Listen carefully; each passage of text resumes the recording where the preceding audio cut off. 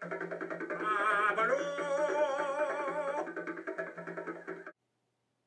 everybody, lots of stuff going on. I just want to talk about some of it. Probably too much for this video, but I'm going to do it anyway. The election. I know that's lame. Yeah, my theory about it being all staged, I still believe that theory, okay? And that both Romney and Obama are just play acting. Okay, so I think what that means is that what they wanted to do was Obama wasn't really throwing the race, but what they wanted to do was tighten up the race. Okay, they want this to be an event, right? So they don't want like a walk-off. So, and the reality is, nobody really likes Romney anyway. Nobody really wants him to be president. I mean, there's a couple people. That's okay, good for you. Yeah, but nobody's excited about him. And if it could have been Ron Paul, let me tell you, that would have been a whole different story. So they got to tighten up the race. So for two reasons at least. And one is to have the nation as divided as possible, right? And get people all worked up and, opposing each other and distracted. That falls in there. You're distracted and you dislike, you're just not working together, and you're involved and you're excited and you're getting out in the campaign and you're make it pretend it's real. Oh, it's so real to you, and you got to get out there and get active. And what's the other one? The other one is to get you upset. The other reason to make it a close race, there's probably more reasons, but the other reason is to get you upset. They want you upset in general all the time. So this is just another way to do it.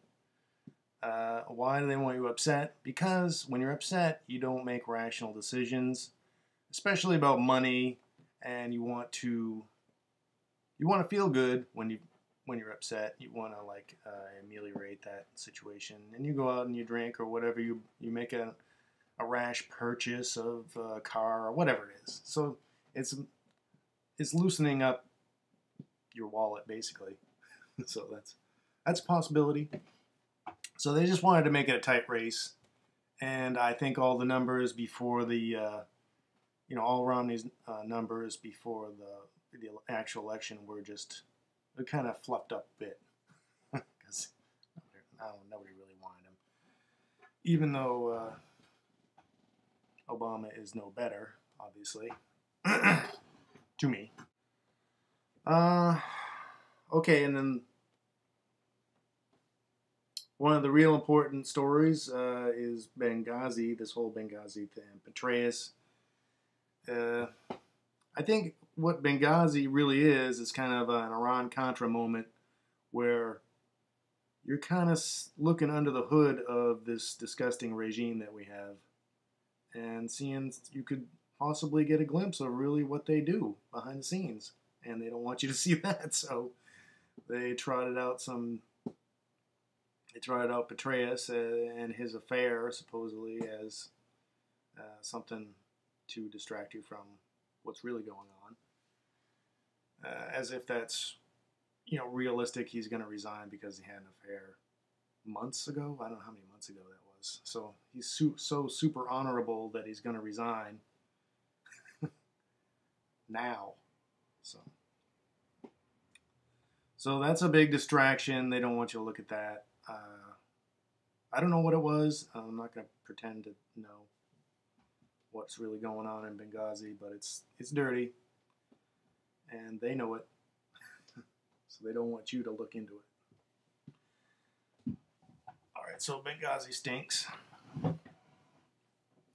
and then there's Hurricane Sandy, which is a real cluster. Like I said, there's lots of stuff going on there. Anytime there's a disaster or a big event, these people, these globalists, whatever, money junkies, whatever you want to call them, they're already waiting in the wings to take advantage in some way. Either they had foreknowledge or they're just always ready to go on these things. So one of the weird things is that there's not, it's not a bank, but there's a company on Water Street in New York City that got flooded. It's DTCC, and they control paper certificates for stocks and bonds and all kinds of any kind of transaction like that, mutual funds. They hold the paper certificates, and when these certificates trade hands in the virtual world, they kind of make sure that they hold on to them and they keep track of who owns them. So they have a vault on Water Street in New York. I guess it's Manhattan. They got flooded, and it's in the basement. So supposedly 1.3 million, I think it is, certificates, they believe, were destroyed, possibly. And I don't know what kind of shenanigans can come from that. The same thing kind of happened when the World Trade Center was exploded or whatever it was. So they lost lots of certificates then. So I guess it works out to like 13 something trillion. I got it all right here, but destroyed. And it's going to take at least $200 billion to replace them, the physical certificates. So the logic of keeping paper certificates in the basement that could be flooded in a non-waterproof vault, that's kind of stinky, but you know, shit does really happen. It does happen. But at the same time, the vault down the street for the Fed, which holds gold, is waterproof. Gold, which has not got a tarnish or it's also audit proof, so don't try and sneak in there and start counting things. So what they've been doing after obviously the Wall Street needs this company to be up and running. So obviously they're up and running now.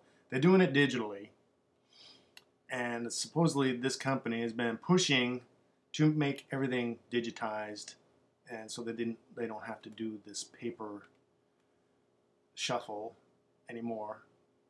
But I have real reservations about that, just as I do about anything becoming digitized. You know, once it goes from paper to pretend, is what I call it, you could have money one day and then no money the next. And they can just reallocate your money to somebody else. So I like paper. I'll stick with it. They call it something here. What do they call it? They've been promoting the dematerialization of these certificates. They want it to be all digital. I don't think that's a good idea. So there's that. And naturally, the most horrible thing is now Israel is basically going to war in Gaza. I'm not sure what's happening today. I haven't checked it yet. I guess trying to get into Iran and going and playing with Syria isn't really working yet.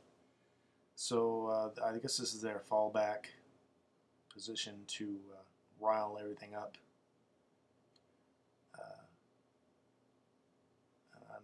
I'm not too keen on that.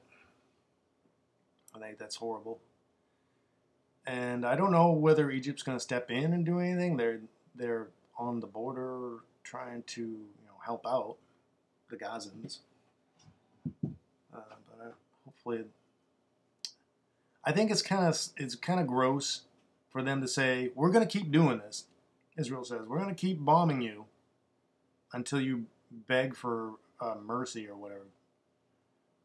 We're going to keep doing it.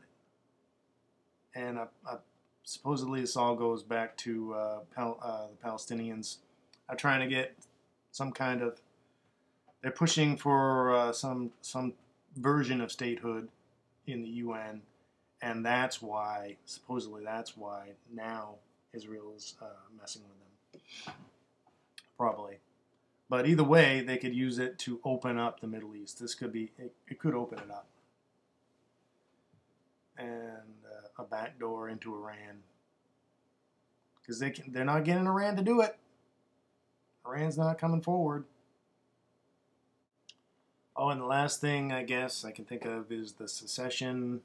Everybody's trying to secede. It's not. I know they're not really trying to secede. It's just.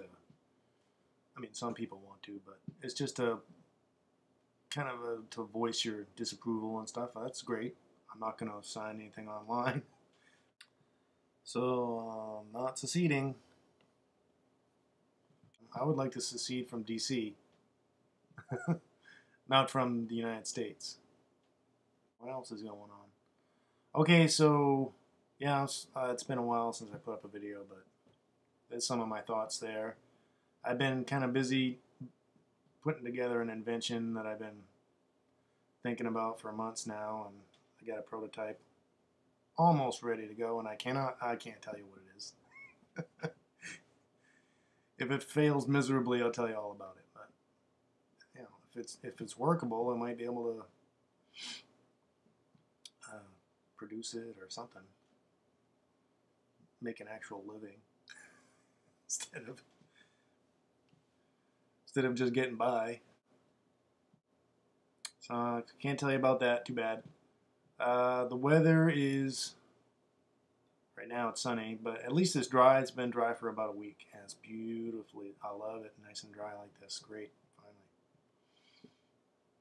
So the weather is dry. I spooked a moose the other day. I was throwing the cat litter out in the woods, and the moose ran off. You know, it was through the trees, but you could tell it was a moose. So that was pretty cool. Okay, that's it for now. That's all I can think of right now. Okay, later.